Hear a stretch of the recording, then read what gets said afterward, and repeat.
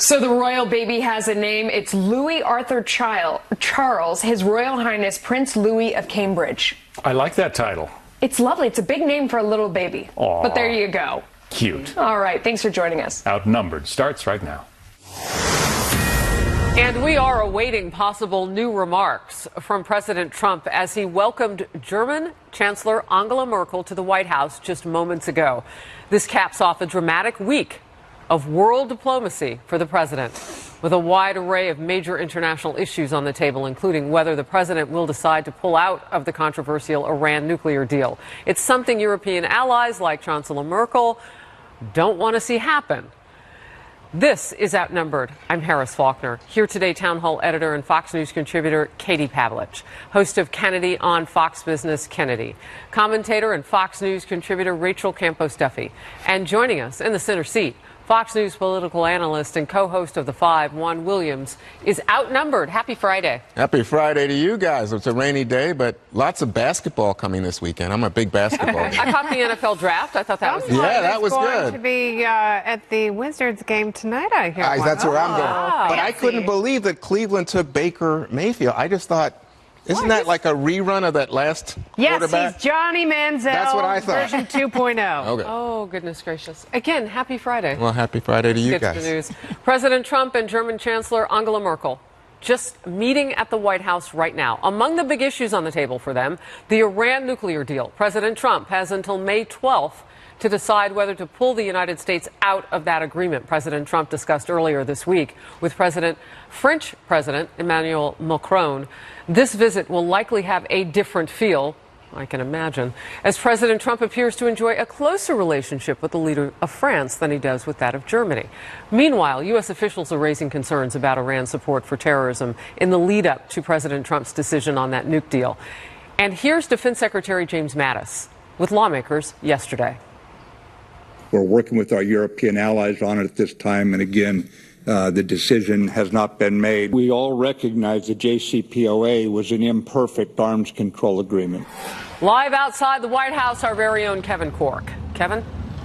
Harris, good to be with you. As you can well imagine, a very different feel, as you pointed out, as the German Chancellor makes her way here to the White House, different when compared to Emmanuel Macron of France. But we're talking about trade, security, and, of course, the Iran nuclear deal, all on the agenda as that working lunch has already actually begun here at the White House. The German Chancellor arriving just about 5 minutes ago. The two leaders, as you pointed out earlier, have previously met here at the White House, and they're rumored to have a bit of a frosty but professional rapport. Well, within the last hour, the president was actually talking about the upcoming meetings.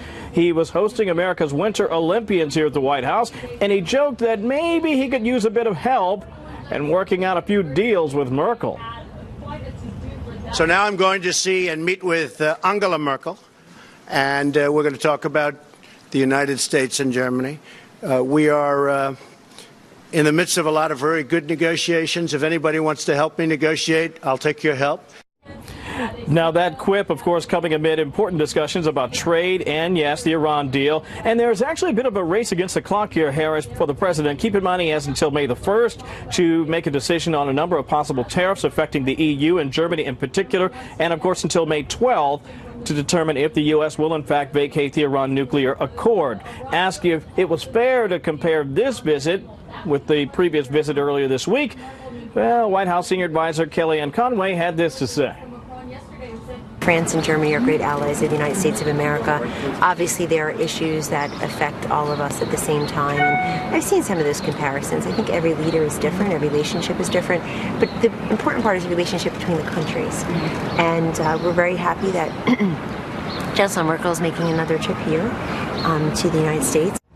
Making another trip. Now, the Macron visit was hailed as successful, especially in Europe, because it appeared, at least, to move the president just a bit toward working on maybe a possible new Iran deal, while not entirely scrapping the existing one. But keep in mind, obviously, there's a lot more there than meets the eye. And this, by the way, Harris, is all happening, as you point out, amid new concerns about Iran's continued terrorism and destabilizing behavior in the region. That will certainly be on the agenda as the president and the chancellor meet this afternoon.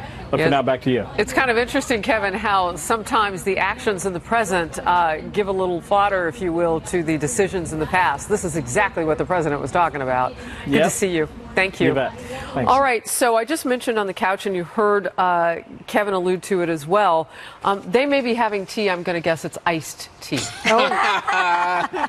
Only Katie heard it. I thought everybody heard it, but I said it. Ice of lemon, actually, is what she said. Yes, maybe a little bit of bitters. So talk to me, if you can, Juan, about what you think their relationship is like and why it matters or doesn't matter. Well, I think it has a great deal of significance globally, and I'll tell you why, Harris. On the immigration issue, clearly President Trump has staked out the idea that, you know, you can only do so much and you should only do so much, but he's been critical of Merkel for allowing in millions of immigrants and, in a sense, exacerbated the tensions in Germany, and that has made her feel somewhat under attack from Trump. And also then, I think the big item, and the one that may be leading to the iced frosty tea that you were talking about, is trade. Tea can be delicious. Yes, because this is going to be a refrain from what the president heard from President Macron of France. Well, will it be, though? Because they both are on the same page, Macron and Merkel. That's what I'm about saying. It'll be a refrain. The tariffs and... But will it... Have they moved it all on Iran, though? On Iran, now you're having an interesting moment, because remember, after Macron spoke with President Trump, he went to the Congress, did an address to Congress, and said it's an important deal. The verification system is in place. We should try to maintain it. We can work on the nuclear arms as a baseline for then trying to halt additional weapons, armaments being developed by the Iranians. And I think Merkel is going to, again, reiterate that same message to President Trump. And what we heard from Mattis today was no decision has been made. We're still gathering facts. You get a different impression, though, from the people inside the White House. Kennedy? I tend to agree with Mattis on this. I think it's a horrible deal. I really do. I think there are so many holes in it, as we've discussed. There's so much opacity in areas where we should know what's going on. We should know where they're making certain materials. We don't. There's not full surprise inspections like there absolutely should be.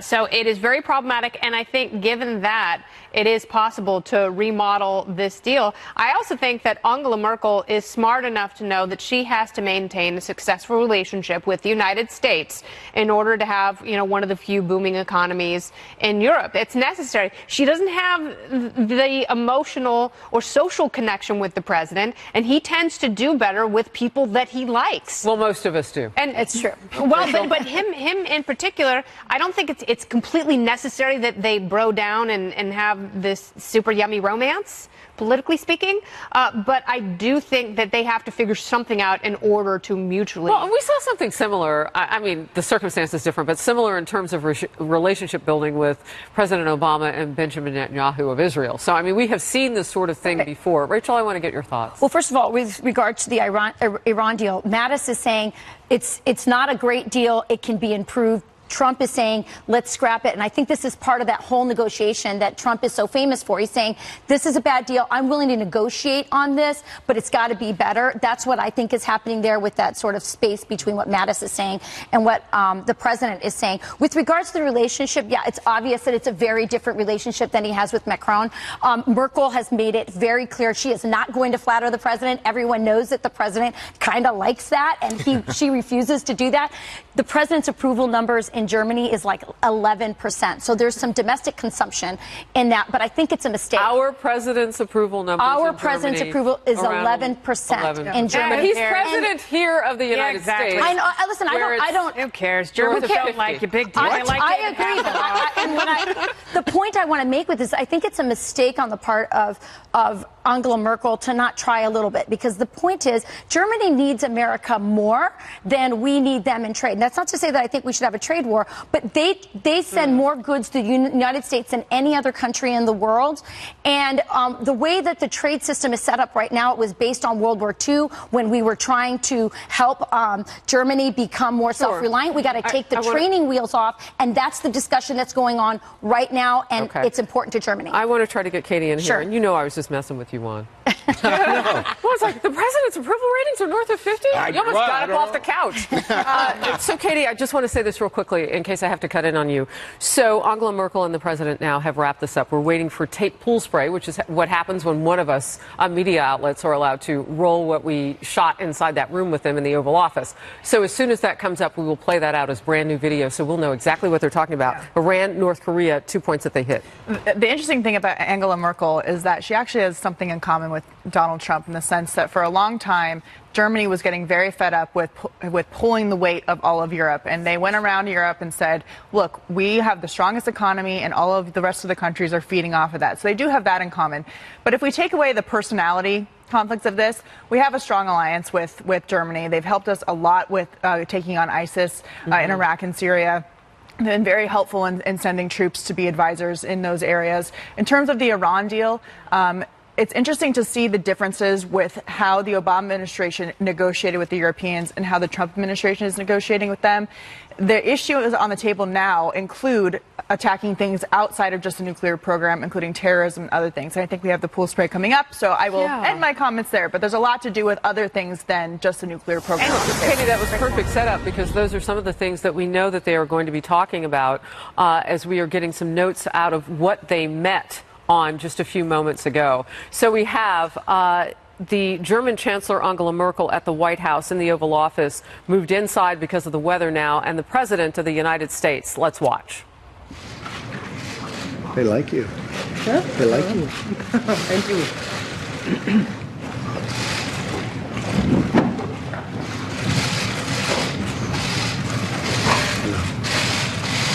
Thank you very much. It's a great honor to have Chancellor Merkel, and I will say that you can rest assured she was going to win that election, and congratulations on winning. And by the way, a formal congratulations. That's a great victory.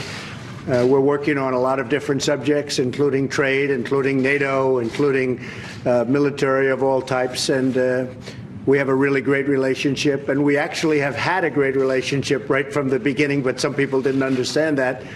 But we understand it, and that's what's important. But a very extraordinary woman, and it's an honor to have you at the White House. Thank you very much, Angela. Dankeschön. Dankeschön auch für den Empfang und für die Glückwünsche zur Wiederwahl. Die Regierungsbildung hat etwas gedauert, aber jetzt war es mir ganz wichtig, als ersten Besuch außerhalb Europas hier nach Washington zu kommen und unsere Zusammenarbeit zu vertiefen. Und ich freue mich auf die Gespräche. Thank you very much. Thank you very much for this very warm reception and also for the words of congratulation. You know, it took some time to build the government. That is certainly true. But I thought it was very important on this first visit outside of Europe to come to the United States, to come to Washington in order to yet again underline that we wish to deepen our relationship further. And I hope and trust, and I'm very much looking forward to the very good talks that I trust we will have today. Good. Well, thank you very much. Thank you. Appreciate it. Mr. President, the House Intel report? Yeah, we were honored. It was a great report. No collusion, which I knew anyway. No coordination, no nothing. It's a witch hunt. That's all it is. There was no collusion with Russia, if you can believe this one. She probably can't believe it. Who can? But the report was very powerful, very strong. There was no collusion between the Trump campaign and the Russian people. As I've said many times before, I've always said there was no collusion, but I've also said there has been nobody tougher on Russia than me. With that all being said, if we can get along with Russia, that's a good thing, not a bad thing. But there has been nobody tougher on Russia than me. I was very honored by the report. It was totally conclusive, strong, powerful. Many things said that nobody knew about and said in a very strong way. They were very forceful in saying that the Clinton campaign actually did contribute to Russia. So maybe somebody ought to look at that. But what we really should do is get on with our lives and get on with a lot of things. We have a lot of great things happening, including potentially with North Korea, Angela, as you see. A lot of very positive things happened over the last 24 hours. We're in total touch with both North Korea and South Korea. We'll be setting up a meeting very shortly. We have it broken down to probably 2 sites now, 2 or 3 sites, locations, and hopefully we're going to have great success. We'll see what happens, but hopefully we're going to have great success. So President Moon and I are speaking, and we're speaking very much with South Korea and with North Korea. The relationships are building and building strongly, and this will be a great thing for the world. This will be a great thing for Germany, but this will be a great thing for the world. Angela and I have discussed this over the period of the last 15 months quite a bit, North Korea, the North Korean problem, and I think you're seeing that a lot of very positive things are happening.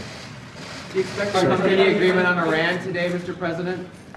I don't know. I think we'll be talking about Iran probably, but I don't necessarily expect it one way or the other. I know we're going to have a very good discussion on Iran, as I did with Emmanuel, was just left, the president of France. So we'll be having discussions on Iran. We'll be having discussions on trade. We'll be having various discussions. What will you do, Mr. President, to ensure that Kim isn't just trying to play the U.S. like the Kims have? Oh, I don't think he's playing. No, I don't think he's playing. And you know, it's never gone like this. It's never gone this far. I don't think it's ever had this enthusiasm for them wanting to make a deal. And yeah, I agree. The United States has been played beautifully like a fiddle because you had a different kind of a leader. We're not going to be played, okay? We're going to hopefully make a deal. If we don't, that's fine.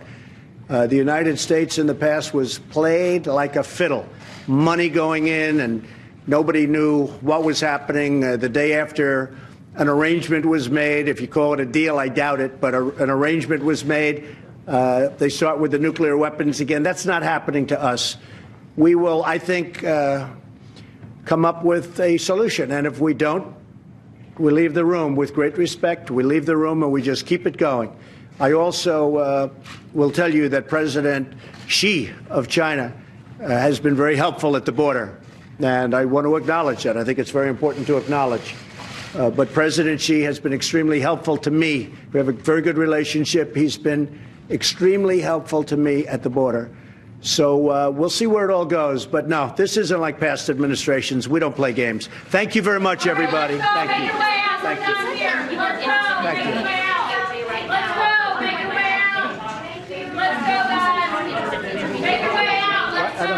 You said earlier this week that you weren't interested in intervening with the DOJ, but that might change at some point. Thank you very much, everybody. Thank you. So the President of the United States, I want to be careful not to step on him there because sometimes he'll take an extra question. And this is live playback, so we had not seen that before. He's with the Chancellor of Germany, Angela Merkel. And first off, let's just start with his words. We are not going to be played. The United States. Rachel, you perked up when you saw that. A couple of issues there, first with Iran and also North Korea. This president says, yeah, we've been played like a fiddle. That's not going to happen anymore. And that's what he ran on, all these bad deals. And we see it with from NAFTA to the situation in North Korea to this situation where he's saying, look, these are bad deals. I can make them better. And it doesn't necessarily mean he's going to scrap NAFTA, or in this case, maybe he's not going to scrap Iran. What he's saying is, I can get you a better deal. And the way to do that is to be willing to walk away and be on the offense. And I think that's what he's really good at. You know, it's interesting because we all kind of were watching it and had a pause when the president was enumerating the things that he and Merkel will be talking about. And I think it was you who said, oh, wow, OK, so that's something that's not atop the list, the deal with Iran. I wonder how much you'll be listening to her about that topic. Well, it was surprising because it seemed contradictory. At first he said, I don't know that we're going to be talking about Iran. Then he says, we're going to have a very detailed discussion. And I was like, well, so I don't know if in his mind it wasn't clear. But those are two different things, right? Is he going to be listening to her or telling her what he's going to do? Which would be decidedly different from what we've seen from any other president. But what do you mean by that? I mean that he is considering not recertifying that deal on May 12th. That I understand. I thought, though, that you were saying he wouldn't listen. And can she change his mind? Well, I think that what it is not about Merkel changing his mind so much, Harris, as a group of international leaders, including Macron, who was here, now Merkel as well. And you're going to get, remember, it's a six-party deal that is involved with the Iranians. So you have a number of people who are suggesting, hey, hold on, if you're going to scrap this, you open the door to the Iranians then going full bore into developing nuclear weapons. At the moment, we have a baseline that says they can't. Check what they're doing on the ground now. Right. I don't think that's the issue. The verification, according to our national security people, is good at the moment. It's where the problem is that then you have the Iranians involved in terrorism. Yeah. You have the Iranians developing missiles that we think they shouldn't be developing and shipping not only money, but armaments into the Middle East. To that point quickly, the point is it's not only about redoing the deal, it's about punishing Iran for bad behavior. Correct. The nuclear deal was supposed to improve some of their behavior. It's gotten worse. They've tried to take over territory. They're fighting proxy wars. They're using Hezbollah to attack our allies. It's also about punishing Iran for bad behavior. We also know they're untrustworthy because they've said that. They said if you pull out of this deal, it'll be much worse than where we were before. That means they are implicitly untrustworthy. You heard President Trump referring to it a moment ago with Chancellor Merkel, a historic summit between the leaders of North and South Korea. What that means for the president's planned meeting with North Korea's dictator. Stay close.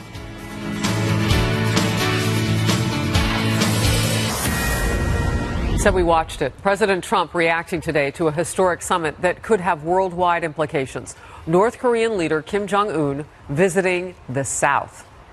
It's the first time a leader from the North has done so since a 1953 armistice suspended hostilities in the Korean War. Notice, that wasn't a peace agreement. They announced they would work with the United States and China to declare an official end to that war and then seek that agreement to establish permanent peace, including complete nuclearization of the Korean Peninsula.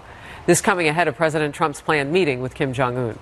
And after a visit by Secretary of State Mike Pompeo, he made a secret trip during Easter weekend while he was still CIA director to meet with the North's leader. President Trump tweeted this earlier. Korean War to end. The United States and all of its great people should be very proud of what is taking place in Korea. Katie?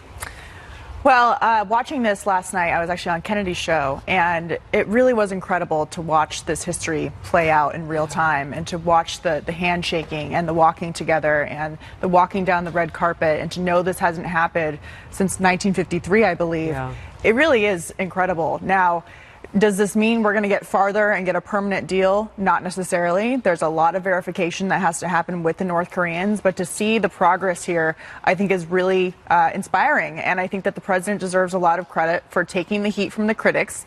I know that the Twitter diplomacy sometimes is nerve-wracking for everybody, especially when he's talking about having a bigger nuclear button. But it seems to have worked out so far.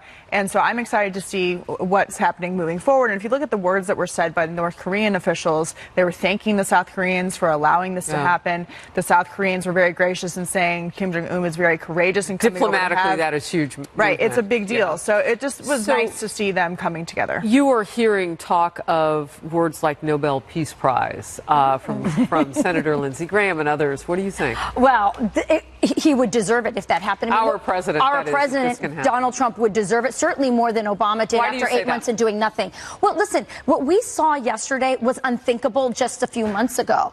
And the other thing he said in the tweet, besides what should be the headline on the newspapers today, which is Korean war to end, the other thing he said, and I think it's important, he congratulated the American people, and specifically those who put him in office. And they do deserve credit for the path that we're on and what I think will probably be an end. The reason is they have taken Trump voters who took a chance on this president and his style of negotiating on behalf of not just America but the world in this regard, with regards to this specific North Korean situation, is he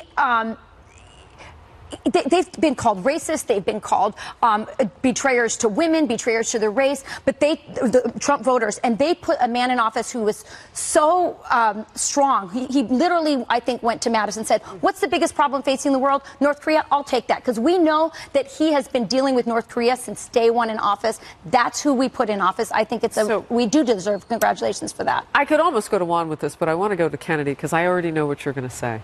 Why do you think, or do you think, Democrats will give this president credit? I think they'll do everything in their power to not give him credit, and I think that's a mistake. I think for once, they don't have to fall all over themselves doling out lavish praise, but what they should do is take a step back and let this process work. Because what's really interesting, as Americans, we should really take note of the fact that China has been so heavy-handed on the Korean Peninsula, and there's no way that their heavy-handedness would have ever led to a meeting like this, because that's something that China doesn't want.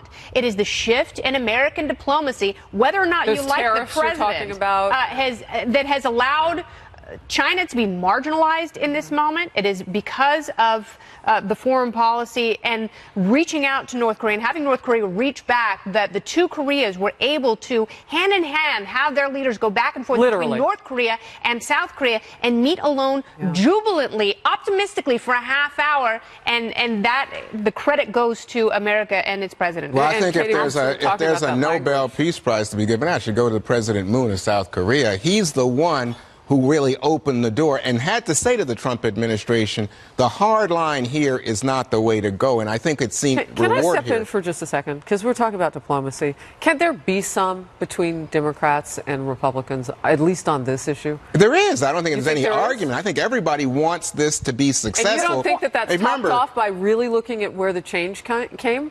Yeah, the change came from President Moon, who's, I mean, he is not a conservative South Korean. He is someone who has said not only to President Trump, but to the Chinese, we need to talk with the North, while other people wanted to stonewall it. Liberals predicted nuclear war based on Trump's strategy. Yeah, if it was up to Trump's behavior. They predicted that, and look where we're at. They deserve credit. He deserves credit, and he took on this issue from day one. And it's not over yet. He did not take on it. They potentially may meet. The president may get up, walk away. We don't know what happened. Yeah, but I'm just saying this issue has been there since President Clinton, President Bush, President Obama. You can say President Obama was touchy-feely peacenik. It didn't get us to this point. President Trump responding to the latest interview with former FBI Director James Comey.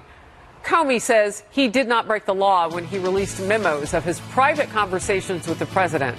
The president begs to differ. I don't consider what I did with Mr. Richmond a leak. I told him about an unclassified conversation with the president. I sent Mr. Richmond a copy of a 2-page unclassified memo and asked him to get the substance of it out to the media. It was a work product. No, it was not. It was my personal aide de memoir. You were talking to the president? Sure. I created 2 copies of it, one to keep in my personal safe at home, and I left another one at the FBI so the Bureau could always have access to it. But I always thought of it as mine, like a diary. Oh, what else does he have in that personal safe? What else was he doing at work? That was James Comey with our very own Brett Baer last night, denying he leaked classified information.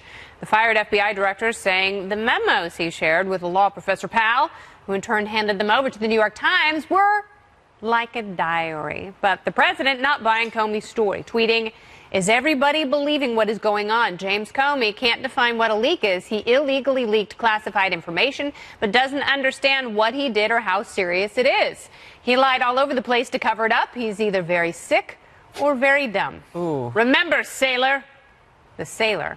An apparent reference to the Navy sailor who was jailed and then pardoned last month by the president for taking photos inside top secret areas of a nuclear sub. So, Katie, you watched this interview last night. It was very interesting to see Comey frustrated and trying to tap dance around some of these pretty big issues that were raised, including, you know, whether or not what he leaked was in fact a work product or a diary entry like a 12-year-old girl. Yeah, the goalposts on what constitutes A, what the memos are, and B, what a leak is, have moved significantly, and they moved again last night in that interview with Brett Baer. You know, in his testimony last summer, James Comey said specifically, "I gave these memos to a friend who at the time was not named for the purpose of leaking to the New York Times to get the information to the press to launch a special counsel probe." Now, last night, he's saying that he always thought this was more of a personal diary. And if that is true, then why was it written on FBI computers? Why did he email the memos to a number of FBI officials at the highest levels, including his deputy, Andrew McCabe? And in the first line of those memos, if you print them out and read them as we did last week, Comey specifically says, "I know that these are likely classified. I've classified them now as secret. Let me know if they need a different classification." So he knew what he was doing. And if anybody else, any private citizen or any lower level FBI agent in the Bureau would have gone home and put these memos that they acknowledged were classified and secret information into their own personal safe, they would be in a lot of trouble, as we've seen before. It isn't just how he did it, it's with whom too. Because as it turns out that this Columbia professor wasn't just a friend. This was a person who used to work for the FBI, for James Comey, on special projects, correct? Well, and now so this Harris, is a very different relationship this is a very different relationship than just a friend. So this also would have potentially been somebody who would have understood whether or not that material belonged to the government. And if it does, it's too late to give it back. Wait a second. Hold on. So This is not classified. This is this thing. So the president don't you continues agree, saying... Juan, very quickly, don't you agree that classification can change? It can. And don't you agree that classification word did classified, change here? Yeah, we're just listening to Katie, myself. and I'm talking I did not say the word Katie classified. said classified. I said work document. Okay, I said but it's not. Okay, but the heart of the matter is this. Classified it as secret. This is the heart of the matter. Is a leak of undisclosed information? Yeah, nah. But classified information, that's definitely leak, and that's illegal. And Comey, I think quite ably last night with Bret Baier, under really strong questioning, made it very clear. It was not classified, and it's in his book, which the FBI had to vet before publication, You know who thought and it never was said, the oh, you Inspector can't General. publish this, it's classified. He said- that's not the case. He said, quote, it's not, it was my personal aid to memoir. He threw the book at that poor private sailor who took a picture in the submarine, threw the book at him, put him in jail, ruined his life, house arrest, financial ruin.